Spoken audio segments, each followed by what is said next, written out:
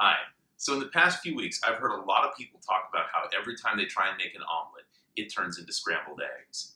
I want to show you how to make your omelets turn out perfect every time, so let's do it.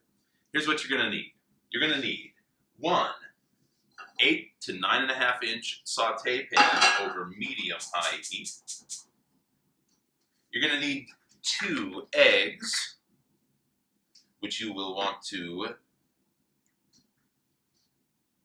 crack into a bowl.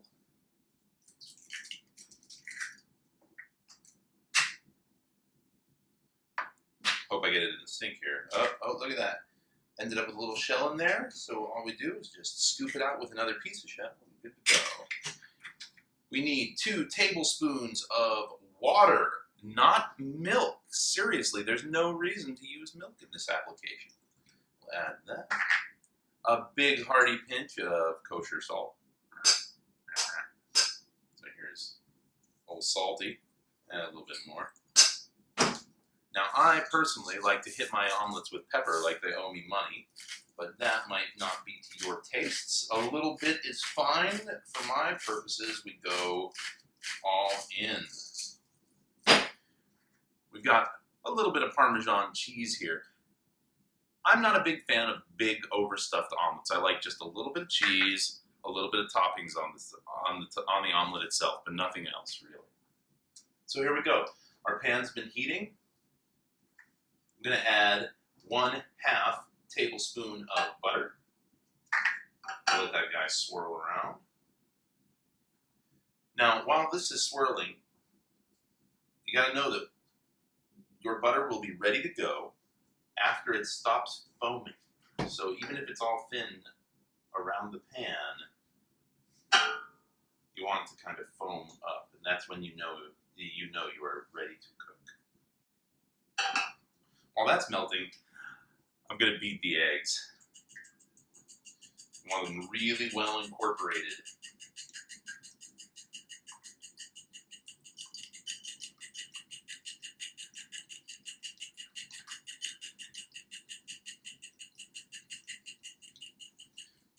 Yeah, that looks about right. See how our pan's doing. Not quite. They're about to foam up. I'm going to crank the heat on it for just a moment.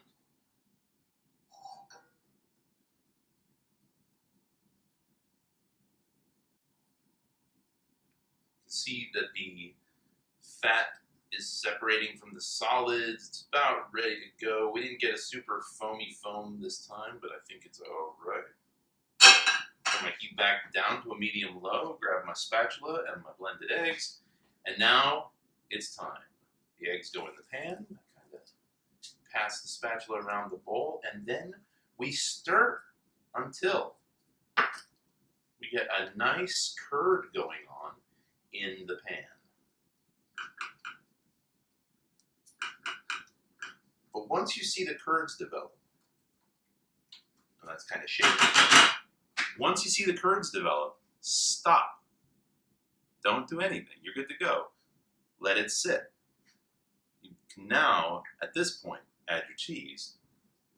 Oh, actually, no, I take it back. You can't add your cheese yet. After it's curded and sat for a second, give her a swirl. Ready? We want some nice, frilly, lacy edges.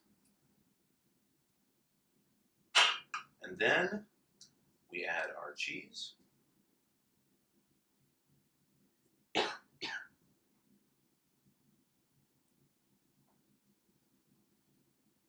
And then we just walk away.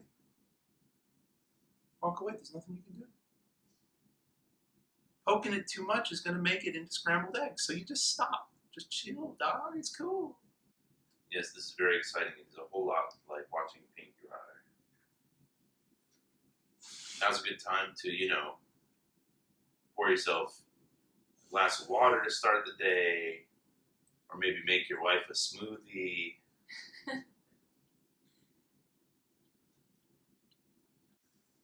So after about 1.5 to 2 minutes, it's probably a good time to kind of work our spatula around the edges of the skillet, like so.